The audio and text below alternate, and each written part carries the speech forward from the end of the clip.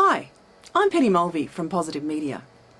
Your reputation really matters. From a business perspective, it is what brings customers or clients to your door. It is what sets you apart from your competitors. The question I ask you today is it possible for you to recover when you damage your reputation? There are many examples of shattered reputations.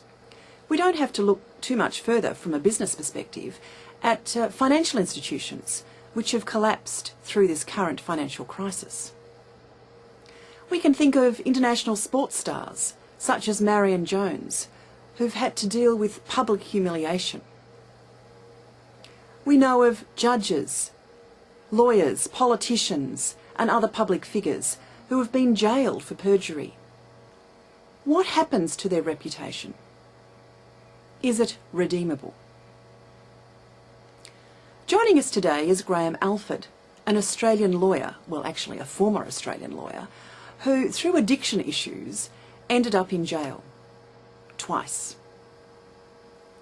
Over the last 20 years, he has clawed back his career and his personal life. Let's hear his story. I'm a lawyer by background and practiced in the 70s and went to the bar for a couple of years, and chronic alcoholic, got on the drink and gambling, finished up knocking off my trust account and going to jail for a couple of years. Got out, and I was also practicing the painters and dockers in the underworld. So when I got out, I applied for jobs, couldn't get them. So I started knocking around the underworld. I finished up getting arrested for robbing a bank in 1982, got 10 years, and I made a decision then I had to make some serious changes in my life. One of the things that I woke up to was that I just smashed my reputation, not once, not twice, but 3 times. And I often wondered whether you could get it back. So I did what Covey talks about in his book 7 Habits. I decided to actually picture myself at a funeral. What would I like people to say about me at that funeral? And I wrote them down, and I came up with 5 principles, that values, call them what you like, that I've tried to live my life by ever since. And what I found fascinating about the 5 is that you can't achieve them, you can only live them. So each day you have to do it all over again. So you can never sort of get to the top of the mountain and say, I've done that. And they were to enjoy life, to be honest, and integrity and reputation became sacrosanct, so I would never do anything. Give back to the community, and also to get the best out of myself.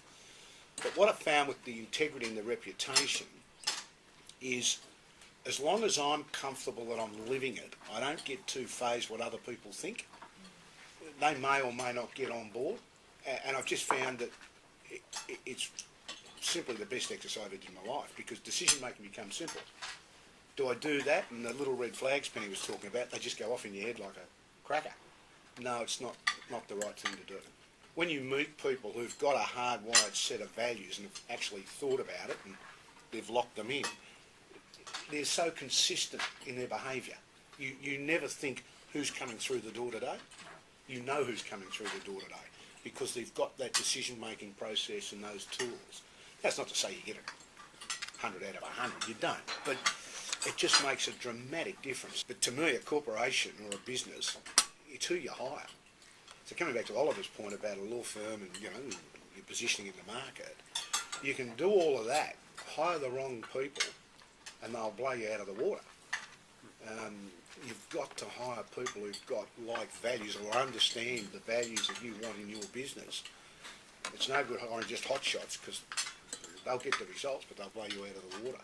For more insights into reputation, integrity or leadership, look up our website www.positivemedia.com.au.